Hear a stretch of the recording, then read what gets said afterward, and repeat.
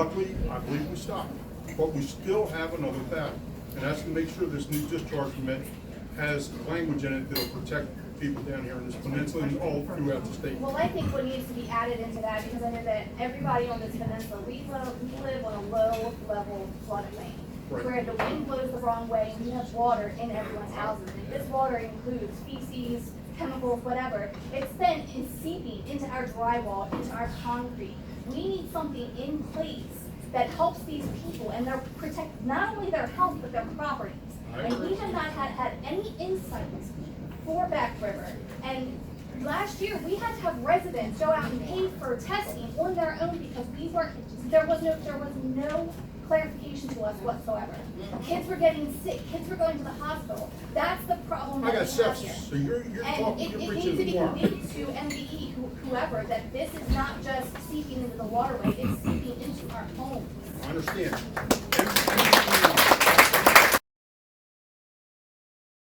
My name's Herb Ulrich. I'm Vice President right now of the Back River Restoration Committee, and we're down here at a meeting trying to stop some of this wastewater from the train wreck in Ohio. And I was asked to give some information or talk about some of the things that I know that's been happening with Back River. Back River has been under assault for years, and every politician from Johnny O and Johnny O's father, Senator Stone, Mike Weir Sr., they all knew about this 20 years ago, and still things haven't gotten really any better. They've gotten worse.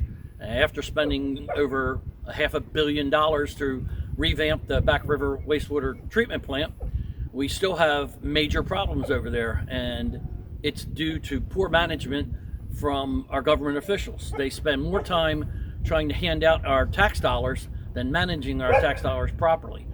Their job isn't to hand out welfare. Their job is to take care of our infrastructure as one of their main things. Their job is to do what the citizens can't do.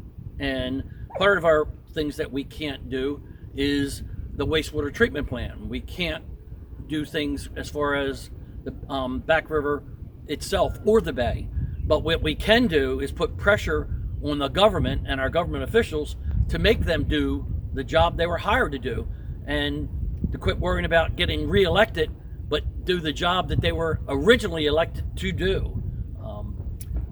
Other than that, not real sure what else you want to know. If you have any questions, let me know. Well, what came out that is super important for everybody to know is the Maryland Department of Environment is not doing their job the way it needs to be done. Well, and the EPA is not doing their job the way it needs to be done. Well, the Maryland Department of the Environment, which is the MDE, which I hate to say MDE, I like to say the Maryland Department of the Environment, and the EPA, which is wait a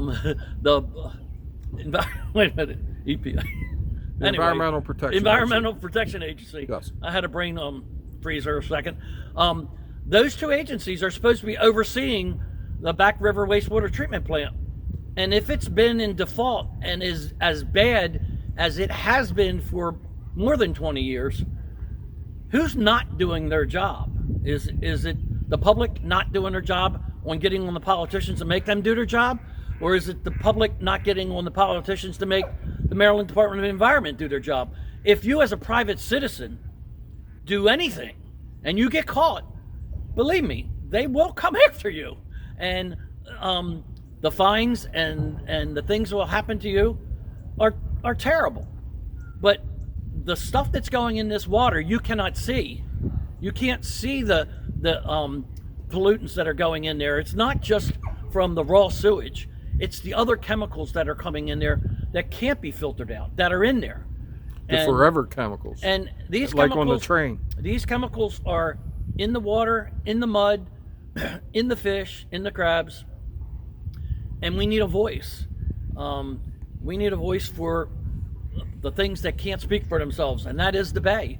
And when the health of the bay dies, and the health of the river dies, so do the people around there. And what is going to happen to our economy? Please finish what you're going to say, and then talk about what will happen with the economy. One last thing that I'd like to say is I would love to see the government do a study of all the people that live around Back River, and a simple study. Just don't ask names, just ask questions of the people that live around here, if they know or if they do have any type of cancer, if they know of anybody who has had cancer, or if they have had any other type of diseases that aren't really normal that you see every day, if it's way more in one area than another, and also with birth defects. I mean, a lot of this stuff can come from not just being in the water, but it can be in the air, and you know, when it's whipped up in the air, it gets everywhere. And Yes. it's something we need to know and if about. we lose our seafood industry, the restaurant that we're at tonight is going to be totally different.